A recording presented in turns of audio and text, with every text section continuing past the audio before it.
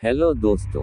आज की कहानी है, उस घर में रहता था एक अजीब तरह का भूत। आज भी वह कमरा बंद था, कोई भी उसमें रहना पसंद नहीं करता था। वहां के लोगों का कहना है कि उस घर में कोई भी रहना पसंद नहीं करता था। घर को बेचने के लिए काफी कोशिश की गई थी, लेकिन फिर भी वह घर नहीं बिक रहा था। एक आदमी ने उस घर को किराए पर लेने के लिए बात कही, लेकिन वह खरीदना नहीं चाहता था क्योंकि उसके पास इतने पैसे नहीं थे वह मकान को खरीद सके। लेकिन उसे किराए पर लेना चाहता था। घर के मालिक से बात की गई और पूछा गया कि आप अपने मकान को किराए पर देना चाहते हैं तो मुझे दे सकते हैं, मुझे किराए पर रहना है। वह आदमी कहने लगा कि यह मकान काफी समय से खाली पड़ा हुआ है, अगर आप इसे खरीद सकते हैं तो बहुत अच्छी बात है। उस आदमी ने कहा कि मैं इसे खरीद नहीं सकता। मकान मालिक ने कहा कि ठीक है। दोस्तों, इससे पहले कहानी सुनाओ, आपसे हाथ जोड़कर निवेदन है, प्लीज मेरे चैनल को सब्सक्राइब कर दो। दोस्तों, आपका कुछ नहीं जाएगा अगर आप मेरा चैनल सब्सक्राइब और वीडियो को लाइक कर देते हो। किसी गरीब इंसान का भला ही हो जाएगा। तुम इसे किराए पर ले सकते हो, लेकिन इसकी साफ सफाई करवानी होगी। मैं बाहर रहता हूँ इसलिए मैं कुछ नहीं कर सकता। मैं आपको इस घर की चाबी दे देता हूँ, आप सफाई करवा देना। और आदमी कहने लगा ठीक है, आज शाम आप मुझे इस घर की चाबी दे देना। शाम को मकान मालिक आता है और उसे चाबी दे देता है और वह घर भी खुलवा देता है, जिससे कि वह घर को देख पाए कि यहाँ पर क्या क्या चीजें रखी हुई है। वह आदमी देखता है और कहता है कि मुझे तो बहुत साफ सफाई करनी पड़ेगी, लगता है काफी समय से घर बंद है। मकान मालिक ने कहा कि बहुत समय से यह घर बंद है, हम लोग बाहर रहते हैं इसलिए यहाँ पर आ नहीं पाते। मैं तो किसी कारणवश यहाँ पर आया था, आपसे बात हो गई तो मैंने आपको ये किराए पर दे दिया। उसके बाद वह मकान मालिक चला जाता है और वह आदमी सफाई करवाता है, जिससे कि वह उस घर में किराए पर रह सके। 2 दिन के काम के बाद अब वह घर रहने लायक बन चुका था। जब उसने देखा कि साफ सफाई बहुत अच्छी तरह से हो गई है, तो उसने अपना परिवार भी वहीं पर बुलवा लिया था। क्योंकि वह वहीं पर जॉब करता था, इसी वजह से उसे किराए पर मकान चाहिए था। उसके परिवार में 2 छोटे लड़के और उसकी पत्नी और वह खुद ही था। कुल मिलाकर 4 मेंबर ही थे।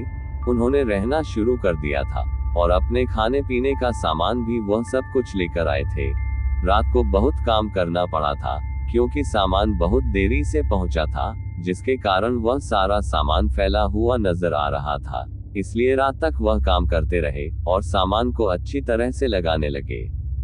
उन्हें रहते हुए अभी 2 दिन ही बीते थे, इससे ज्यादा वक्त हुआ नहीं था।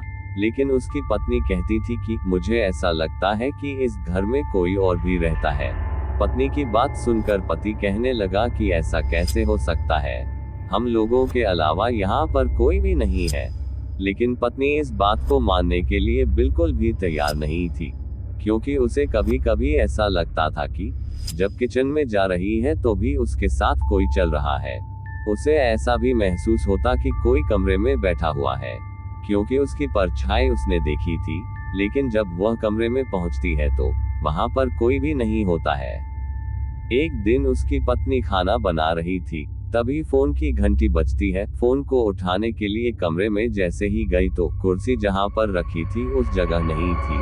वह कुर्सी थोड़ी देर के लिए हिल रही थी, ऐसा लगता था कि उस पर कोई बैठा हुआ था।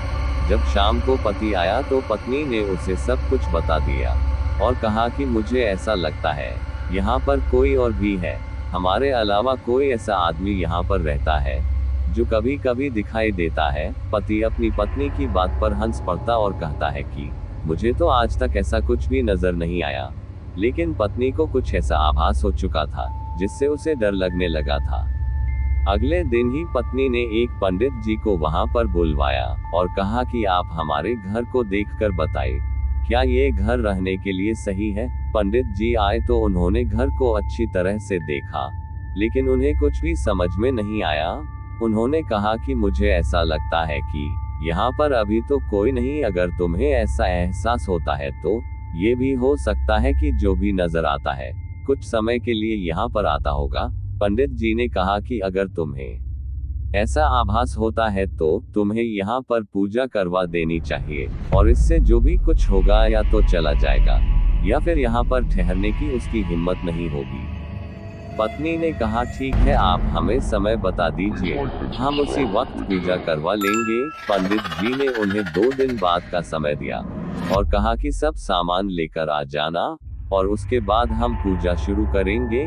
पत्नी ने पति को सब कुछ बता दिया और कहा कि जब भी आप आए तो यही सामान लेकर आने हैं, पंडित जी पूजा करने वाले हैं। पति कहने लगा कि तुम भी पता नहीं किन बातों पर विश्वास करने लगी हो, तुमने सामान मंगाया है तो ठीक है, मैं ये लेकर आ जाता हूँ, और उस दिन तुम्हारा वहम भी तो हो जाएगा। 2 दिन बाद पंडित जी आ गए और सारा सामान भी आ चुका था। जैसे पंडित जी ने सारा सामान लगाया तो उसके बाद ही सारा सामान चार और बिखर गया। पंडित जी इस बात को देखकर डर चुके थे। वह समझ गए थे यहाँ पर कोई ऐसी शक्ति है जिसका मुकाबला करना आसान नहीं है। ये सब कुछ उसके पति ने भी देखा था, वह भी उस समय डर चुके थे। उन्होंने कहा कि अब हमें यहाँ नहीं रहना चाहिए, हमें लगता है यहाँ पर कुछ है।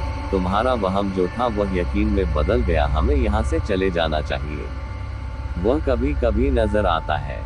अगले दिन ही वह सारा सामान लेकर वापस चले गए। कभी कभी इंसान को कुछ भी मालूम नहीं होता है, लेकिन जब देख लेता है तो उसे यकीन हो जाता है। इसलिए घर में जाने से पहले हमेशा तैयार होकर जाना चाहिए। किसी दूसरे के घर में रहने से पहले अच्छी तरह देख लेना चाहिए कि वह घर रहने लायक है या नहीं। दोस्तों, अगर आपको कहानी अच्छी लगी हो तो चैनल को सब्सक्राइब करें और वीडियो को लाइक और शेयर करें। Thanks for watching.